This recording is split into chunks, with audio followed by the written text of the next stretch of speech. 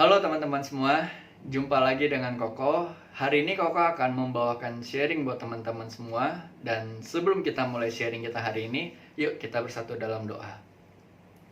Bapa, terima kasih untuk pagi hari ini. Terima kasih untuk kesempatan kami boleh mendengarkan firman-Mu. Bapa, tolonglah kami dimanapun kami berada. Kiranya Bapa, kami boleh menyiapkan hati kami untuk mendengarkan firman-Mu. Dan biarlah apa yang hamba sampaikan bisa benar-benar berguna bagi kehidupan kami. Tolonglah kami Bapa, kami membutuhkan firman-Mu, berbicaralah kepada kami. Terima kasih ya Tuhan, hanya di dalam nama-Mu kami berdoa, haleluya, amin. Oke teman-teman, bagaimana kabarnya? Semoga semuanya baik-baik saja ya. Dan semoga teman-teman walaupun masih via online seperti ini, teman-teman masih bisa aktif ikutin ibadah di truth.id ya. Oke teman-teman, hari ini Koko akan membahas topik mengenai bagaimana memaksimalkan potensi buat Tuhan. Topik yang mungkin bagi teman-teman sendiri ngerasa, aduh kok kayaknya udah sering diomongin. Atau mungkin teman-teman, ya kok kayaknya ini nggak terlalu rohani deh. Kayaknya ini aku udah tahu ini kayaknya sering dibahas di sekolah, bukan di gereja. Nah, teman-teman benar gitu ya. Mungkin awalnya saya sendiri pun juga nggak kepikiran untuk membawakan topik mengenai potensi ini. Tapi karena aku melihat keadaan lingkungan sekitar dan banyak banget teman-teman di luar sana yang sebenarnya belum mengenal bakat atau potensinya. Nah, teman-teman, selama ini kita banyak banget mendengar khotbah. Khotbah yang mengajarkan kita untuk bagaimana kita mempunyai pikiran untuk hidup kudus, merindukan langit baru, bumi baru, menyenangkan hati Tuhan dan segalanya. Tapi teman-teman, kita nggak boleh lupa, dalam kita hidup kudus dan menyenangkan hati Tuhan, di dalamnya juga adalah bagaimana kita memaksimalkan potensi teman-teman. Kadang-kadang kita lebih banyak berpikir kalau misalkan hidup kudus itu adalah kita rajin berdoa, kita membantu sesama, kita pelayanan dan semacamnya. Itu dikatakan sebagai hidup kudus. Makanya kadang-kadang ada orang yang membedakan antara urusan gerejawi dan duniawi, atau hal-hal rohani dan jasmani gitu ya. Kadang-kadang kalau kita ke gereja, kita sering banget menganggap atau memandang itu kegiatan rohani gitu ya. Tapi kalau misalkan kita lagi di sekolah, atau ketika kita lagi di kafe, ketika kita lagi di mall mungkin ya, itu bukan menjadi urusan rohani lagi, itu jadi urusan duniawi. Makanya mungkin teman-teman juga punya teman yang sering berkata ke kalian, wah lu rajin banget ya ke gereja, wah lu rohani banget. Kalau misalkan nggak rajin ke gereja itu jadi nggak rohani. Nah teman-teman, kita harus pelan-pelan mulai membiasakan diri tidak membedakan kegiatan rohani dan jasmani. Kenapa? Karena sebenarnya kalau kita benar-benar ingin menjadi anak Tuhan, maka segala sesuatu yang kita lakukan itu adalah kegiatan yang rohani. Karena semuanya ditujukan buat Tuhan, bukan buat manusia. Sekalipun kita lagi di sekolah, lagi di mall, kita lagi ngobrol sama teman-teman, itu pun juga kegiatan yang rohani, karena kita harus terus menyenangkan hati Tuhan. Nah, teman-teman, memaksimalkan potensi dan bakat itu juga adalah kegiatan rohani. Karena kita sebagai anak-anak Allah harus banget berkarya dan menjadi berkat bagi orang lain. Dan salah satu caranya adalah dengan kita memaksimalkan bakat yang sudah Tuhan berikan. Lagi pula, teman-teman, kalau kita tidak memaksimalkan bakat yang Tuhan sudah berikan, itu sama aja dengan kita mengecewakan hati Tuhan. Gimana caranya kita bisa berkata ingin menyenangkan hati Tuhan, padahal bakat yang udah diberikan Tuhan secara gratis aja tidak kita maksimalkan. Apalagi kalau di gereja kita kan pilarnya adalah hidup kudus, merindukan langit baru, bumi baru, dan bertanggung jawab. Nah, di dalamnya termasuk bagaimana kita memaksimalkan bakat kita, teman-teman. Jadi sebenarnya kalau misalkan dikatakan di 1 Korintus 10 ayat 31, baik engkau makan atau minum atau melakukan segala sesuatu yang lain, lakukanlah itu untuk kemuliaan Allah. Itu benar banget untuk kita bisa mempraktekannya dalam kehidupan sehari-hari kita, teman-teman. Jadi memuliakan Allah itu nggak harus Atau nggak hanya ketika kita di gereja mengangkat tangan memuji Tuhan, terus menyembah gitu ya. Tapi dalam segala sesuatu, bahkan dalam hal simpel dan sepele pun, ketika kita makan, minum, itu pun juga harus digunakan untuk memuliakan Allah. Nah, teman-teman, kita nggak boleh hidup pasif. Nah, di sini kita harus belajar bagaimana dalam hidup ini kita bertanggung jawab dalam memaksimalkan potensi dan bakat kita. Kadang-kadang banyak orang yang berpikir, aduh, kalau misalkan aku mencintai dunia, itu salah. Oh, itu salah, itu jelas salah. Mencintai dunia itu jelas salah. Tapi ada orang yang beralasan tidak mau memaksimalkan potensi yang diberikan, gara-gara dia beralasan, nanti aku jadi mencintai dunia. Nah, ini pikiran yang salah, teman-teman. Akhirnya banyak orang tuh hidup pasif. Hidup tuh ngalir aja. Bahkan mungkin menyerahkan ke nasib. Jadi kalau misalkan mereka merasa hidup dalam misalkan dalam hal tidak terlalu menjadi nomor satu gitu ya. Mungkin kalau konteksnya di sekolah misalkan tidak menjadi ranking nomor satu. Bahkan mungkin rankingnya udah mendekati akhir-akhir gitu ya. Terus dikatakan, ya nanti kalau aku ranking 1 nanti aku jadi sombong, nanti aku jadi ambisi, penuh ambisi, terus aku mencintai dunia. Ya udahlah, aku pasif-pasif aja deh, aku ngalir-ngalir aja, yang penting aku berdoa kok. Yang penting aku rajin baca Alkitab kok. Nah, teman-teman, ini pikiran yang keliru. Ini pikiran yang harus banget mulai pelan-pelan kita ubah, teman-teman. Karena orang yang mengasihi Tuhan pasti maksimal hidupnya. Dan orang yang maksimal hidupnya pasti hidup untuk jadi alat kemuliaan Tuhan. Sebenarnya, teman-teman, percintaan dunia itu bukan berarti kita tidak bisa menjadi nomor satu. Bukan berarti kita tidak menjadi kaya. Bukan juga dengan kita berarti tidak boleh punya ambisi. Mencintai dunia itu adalah ketika kita punya perasaan terikat kepada kebahagiaan yang dunia berikan. Perasaan nggak pernah puas, perasaan nggak pernah cukup. Misalkan, kalau teman-teman punya HP gitu ya, atau punya gadget, wah selalu pingin untuk update ke gadget yang paling terbaru. Atau mungkin pakaian, mungkin sepatu, mungkin tas, segala macam, jam tangan. Selalu merasa, wah kalau orang lain punya, aku juga harus punya nih. Waduh, ini di Instagram udah mulai banyak nih model-model baru, aku harus beli juga. Itu adalah perasaan yang terikat kepada percintaan dunia. Tapi teman-teman, kita ketika memaksimalkan diri, ketika kita memaksimalkan potensi kita, tujuan kita bukanlah untuk menjadi sombong atau untuk mencintai dunia, tapi untuk menjadi alat kemuliaan bagi Tuhan. Makanya, motivasi kita dalam berkarya itu haruslah demi menolong orang lain, bukan untuk kepentingan diri kita sendiri, teman-teman.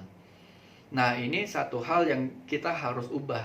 Jadi jangan beralasan, daripada nanti mencintai dunia, aku hidup pasif aja deh, Kak. Nah, ini perasaan atau pikiran yang salah, teman-teman. Kita harus maksimal dalam hidup ini, harus bertanggung jawab, harus melakukan segala sesuatu buat Tuhan. Karena kita dituntut atau diciptakan untuk menjadi alat kemuliaan bagi Tuhan. Jadi motivasi kita tidak boleh untuk mencintai dunia. Itu udah jelas-jelas salah. Yakobus 4 ayat 4, Matius 6 ayat 19, Matius 6 ayat 24, dan lain-lainnya. Itu mengajarkan bagaimana orang akan binasa kalau mencintai dunia. Jadi kita harus mulai membedakan atau mulai secara jujur menilai diri kita. Sebenarnya kita ini malas atau mencintai dunia. Kita ini malas gak ingin berkembang, atau memang kita tidak ingin mencintai dunia. Ini harus berbeda nih teman-teman ya. Nah, jadi kita harus sungguh-sungguh menggali apa sih yang jadi bakat kita, apa sih yang jadi potensi kita, dan kita harus mengembangkannya. Misalkan teman-teman jago di gambar, atau jago di masak, menyanyi, dan semacamnya, bahkan mungkin public speaking, menjadi leader, itu harus banget dikembangkan, teman-teman. Kita nggak boleh hanya sekedar ngalir atau bahkan cuek bebek istilahnya kepada bakat kita.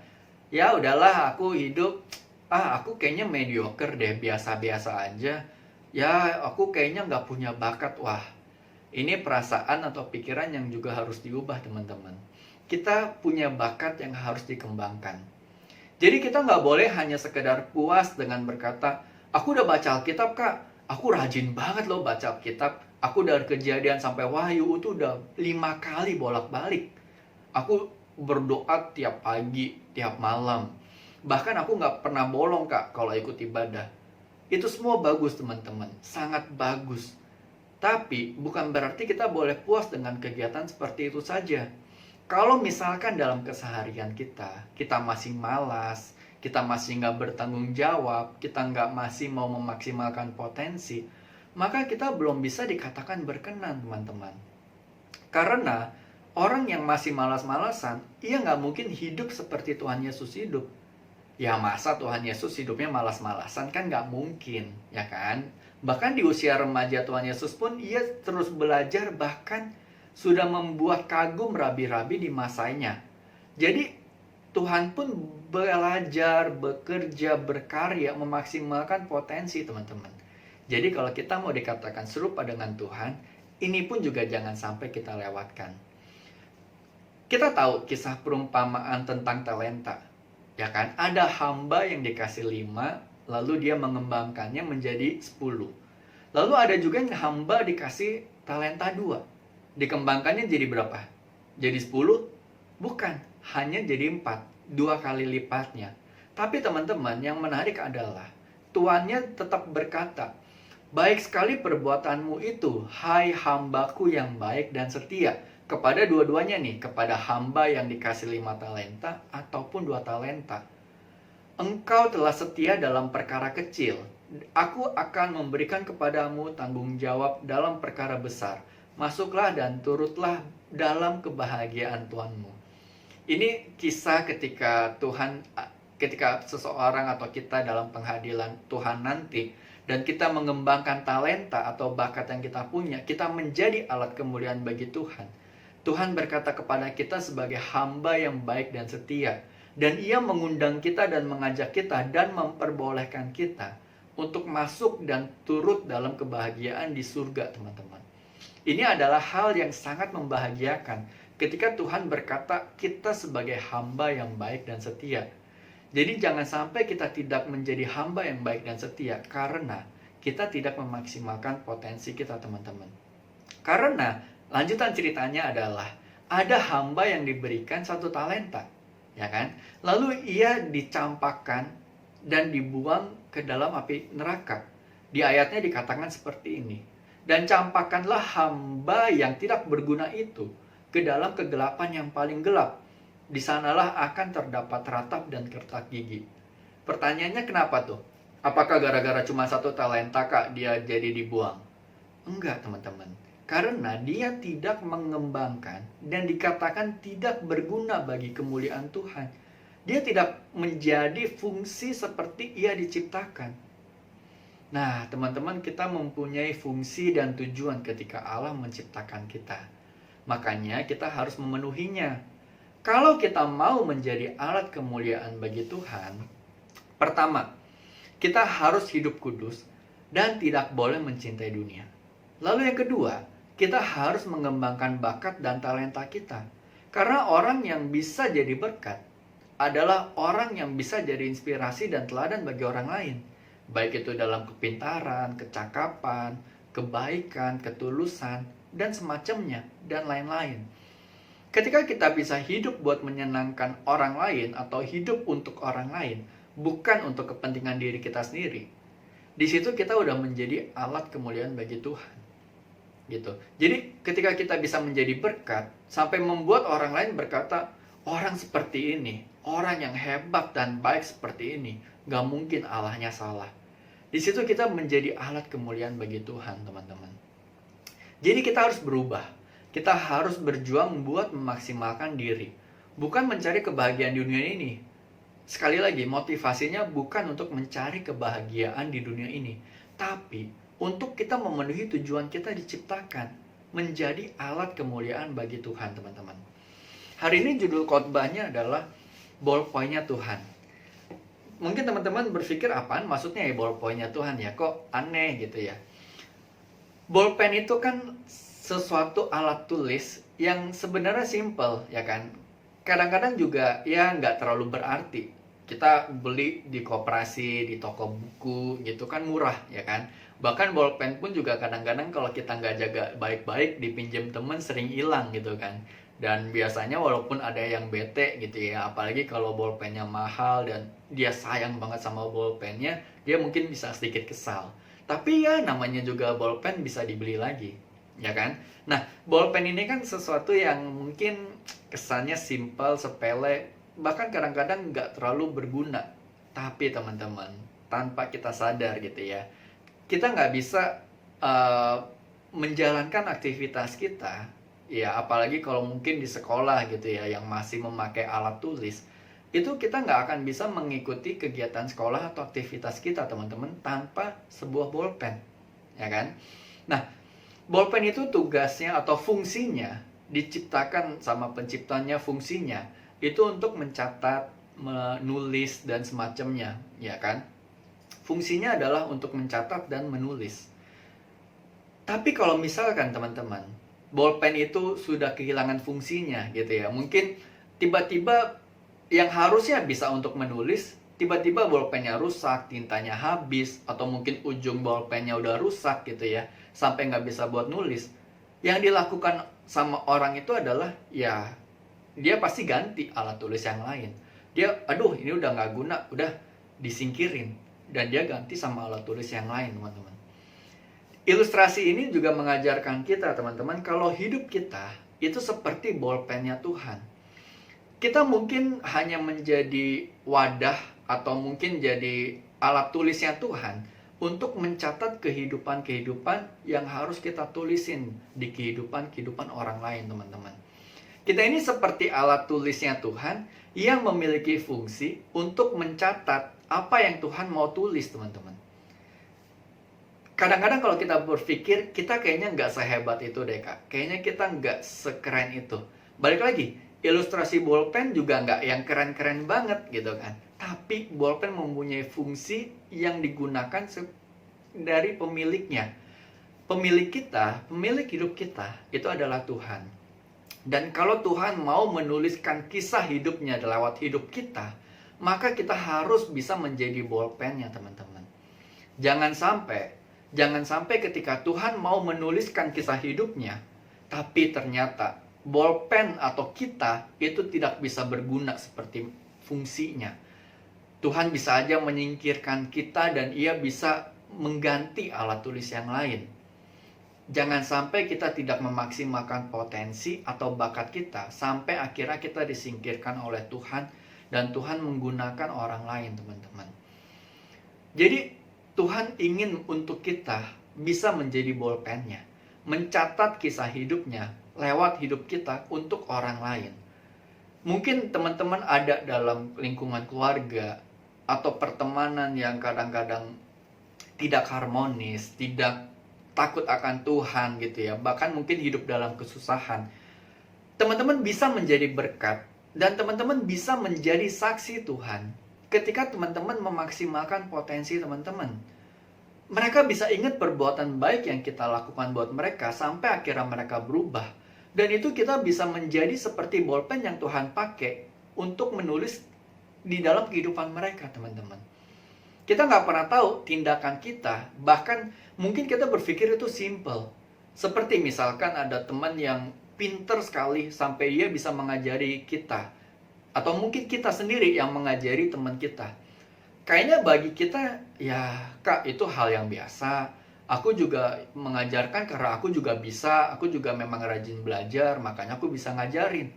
Tapi bagi teman kita yang mungkin saat itu kesusahan, bahkan udah hampir naik kelas gitu ya, hampir tidak naik kelas, itu akan menjadi pertolongan yang sangat-sangat mereka tidak pernah lupakan, teman-teman.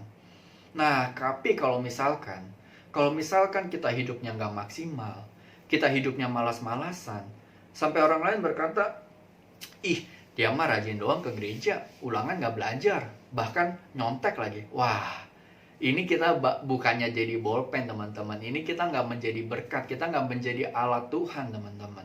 Ibarat bolpen, ini tuh udah nggak ada tintanya, udah nggak bisa dipakai Tuhan buat nulis teman-teman. Hidup ini singkat. Kita nggak pernah tahu apa yang akan terjadi dalam hidup kita. Kalau kita baca berita, kalau kita ikuti di media sosial gitu ya, banyak banget kejadian-kejadian atau berita-berita yang mengkhawatirkan.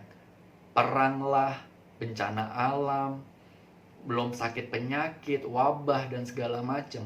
Kita nggak pernah tahu teman-teman apa yang akan terjadi esok hari. Selagi kita masih ada kesempatan, kita harus memperbaiki diri kita dengan memaksimalkan bakat dan potensi kita. Jangan sampai kita menjadi seperti hamba yang memiliki satu talenta. Jangan sampai ada di antara kita yang tidak mengembangkan bakatnya sampai dikatakan tidak berguna bagi Tuhan. Jangan sampai kita menjadi bolpen yang tidak nyata, yang ketika Tuhan mau pakai untuk nulis itu udah nggak bisa, karena kita nggak memaksimalkan potensi kita teman-teman. Sebelum waktu kita habis, sebelum kesempatan ini udah nggak ada, kita harus memenuhi tujuan kita diciptakan, yaitu menjadi alat kemuliaan bagi Tuhan yang dapat memancarkan kehidupan seperti Tuhan Yesus. Nah, jadi kalau kita tahu hidup ini singkat dan kita tahu masih banyak PR yang harus kita kerjakan, yuk teman-teman kita sama-sama memaksimalkan potensi kita, memaksimalkan bakat kita, menggali apa sih yang harus kita kembangkan demi kemuliaan nama Tuhan. Agar kita bisa menjadi alat-alatnya Tuhan dalam menjadi saksi dan memberitakan kesaksian dalam kehidupan orang-orang di sekitar kita. Oke, teman-teman, aku harap sharing singkat hari ini bisa memberkati teman-teman dan bisa memberikan pemahaman baru untuk bagaimana kita melengkapi hidup kudus dan keberkenanan kita di hadapan Tuhan. Yuk teman-teman, kita satukan hati lagi, kita berdoa. Bapa, terima kasih untuk sharing dan ibadah pemberitaan firman-Mu pagi hari ini.